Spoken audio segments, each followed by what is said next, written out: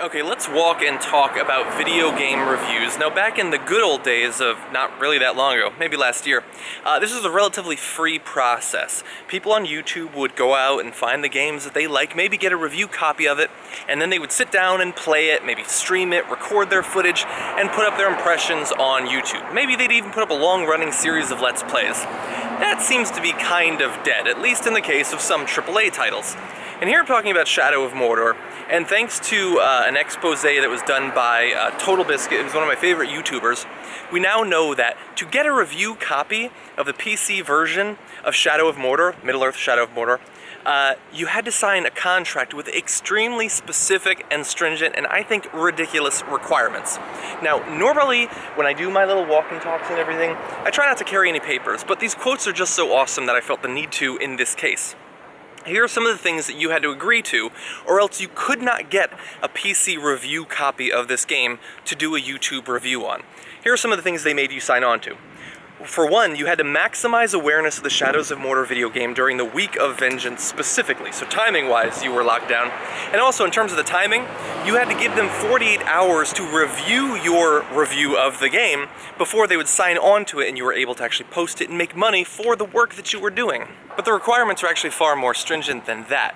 Like, get rid of the idea that if you were to do this, you could have any sort of discretion over what you think of the game, what you say about the game. No, if you sign on and get a copy, you are their slave. They specifically say you have to persuade users to purchase the game. So if you end up playing the review copy and you don't like it, you're not allowed to tell them not to actually buy it. You need to tell them to spend their $60 to $70 to buy something that you may not even personally like. Now, specifically in regard to the gameplay, listen to some of the things you were supposed to talk about. You were supposed to promote positive sentiment about the game. You can't show bugs or glitches. Now, thankfully, in the case of Shadow of Mordor, there weren't a lot of glitches, but if you found any, you weren't allowed to show them. So you were supposed to falsify, basically, the state of the game upon release. You were supposed to discuss the Nemesis system. It should be the bulk of the focus. Show how different the orcs are, how vivid their personalities and dialogue are, and discuss the game's combat system. Specifically, because they wanted to sort of differentiate this from other Middle-earth based games, you weren't allowed to talk about Lord of the Rings or The Hobbit. Now, if this seems crazy to you, here's the reason why I think it's even crazier than that. Middle-earth Shadow of Mordor is a good game.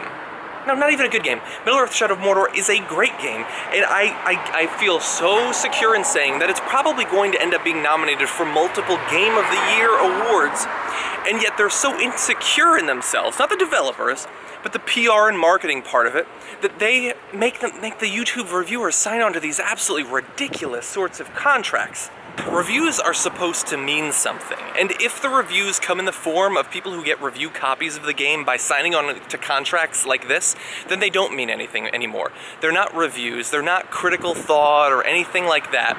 They're just paid promotions with the skin of a review on the top of it. And honestly, I want to give a lot of credit, first of all, to TotalBiscuit, who's always been so clear about what he receives money for and what he refuses to take money for. But any other YouTube gaming channel that signs onto a contract like this, gets the copy, and then basically lies about what they think about the game to fit the specific standards of this contract, if they don't make clear to their audience that they're doing that, you should stop watching those channels. I understand that they're under a lot of pressure because on YouTube it's incredibly competitive, and if you don't have your Middle-earth Shadow of Mordor video up for 2 weeks after the rest of the YouTubers because you did the legit ethical thing and waited to buy an actual copy and then put your videos up, you could be at a huge disadvantage and lose views and subscribers and money based on that. And that sucks.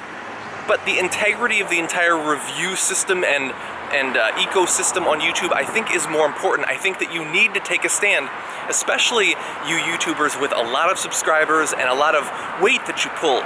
You need to make clear that this isn't acceptable and it cannot become the standard operating system for these sorts of review copies for PC on YouTube. Now, Shadow of Mordor is not the only game that has done this sort of thing. It's just that in this case, we got the actual contract, and so it seems all the more egregious because of that. I hope that it doesn't spread. So that's a question that I leave you with as I get to my car finally. Do you think that these sorts of deals for AAA games, where reviews on YouTube have become so important, are going to become the norm? And if that is the case, then will you have to go elsewhere for your video game reviews? Let me know what you think down in the comments.